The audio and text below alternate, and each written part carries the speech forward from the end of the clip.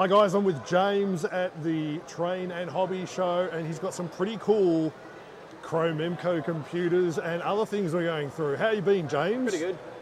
So tell me about this. This is absolutely huge. I very rarely see a unit like this on display. Okay, so this is the Cromemco System 1 from 1979. It's a Z80 CPU. It has 512K of RAM, which was huge for the time. It also has a WDI2 hard disk controller with a 22 megabyte hard disk. Unfortunately, the original floppy drive failed on day one yesterday, which is why it's got the PC floppy drive in there serving the purpose. And it's running this stat program. At the moment, it's running Mica CPM for 64K, which is why it's only reporting 64K of RAM, even though it has half a megabyte in there. Ordinarily, it runs Cromemco CDOS or Chromix. Yep. Chromix is a multi-user Unix-like operating system, which on this machine will support up to 10 users simultaneously. That's very cool. Now, you don't ever see these things being exhibited, so I was really excited to see this yesterday. I couldn't believe it. Like, how did you come across this? This one originally came from Monash University via a friend of mine who I used to work with at Melbourne University, who's standing right there. There's also a couple of Cromemco Z2Ds and Z2Hs, which are the big 22 slot machines. Yep. The next step up for this. Now, I happened to see this yesterday, and I went on a search through my storage and found these discs. And we tested them just before, and they work. Yep. Cromemco CDOS. We can see if we can get chess running right now if you like. All right, I'm not sure which disc it was on. Let's have a look. So what are the chances that I just happen to come across this and you happen to be exhibiting... It's unbelievably unusual that you've managed to find a box of Cromemco discs. In Melbourne. This is meant to be. So James has now got a copy of these. We've just finished that. I do have the full manual set for all of the boards and the system and all the original software as well. And I actually don't own a Cromemco. Oh, there it is, chess1.com. Welcome to Sargon Chess. I got to wonder when this was made.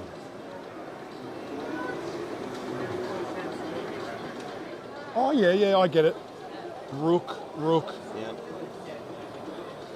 I've no idea how to play this. So this is old school chess. I don't know. Didn't even know it was there. But it's cool. Yeah. So there you go. That's how chess used to work. I'm quite sure that somewhere here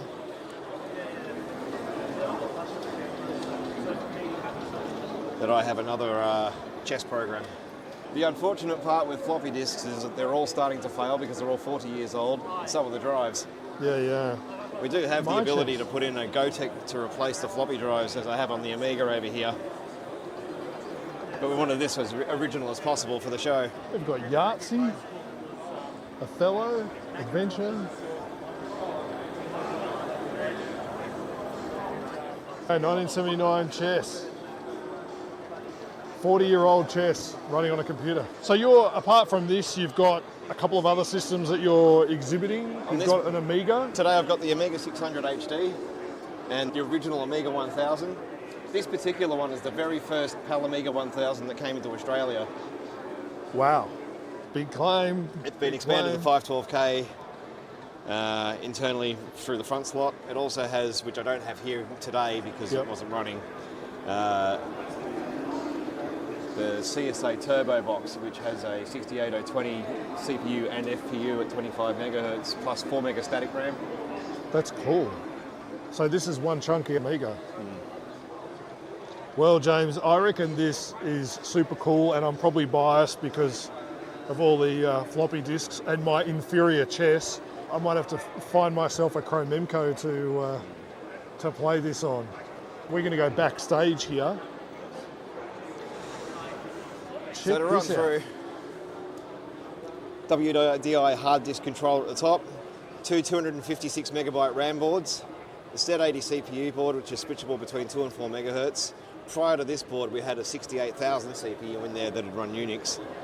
The I/O processor helps increase the bus bandwidth for the 8-port serial card that's in the slot below it, so you can run multiple users simultaneously.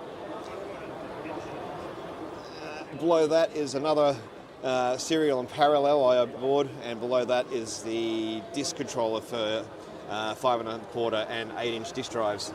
Wow. So this is packed, absolutely packed. James is just reaching into a bag and has... the 8-inch drive that we can run off it as well. There's my hand for reference. This is a massive... Look at this. This is huge. That is cool. Yeah, that's the size of the disc. Yeah, yeah. Go big or go home. Yep. There you go. That XT there is the machine we were using to image your discs. I'm glad I could help. I'm glad. Thank you so much for testing those discs and showing us all this. How have you found the expo? This is the first time I've exhibited here. Yeah. I was here last year and the year before. I was just as a punter. It's been great fun. We'll be doing it again next year with another batch of machines out of the collection. That's cool. Well, I will see you next year.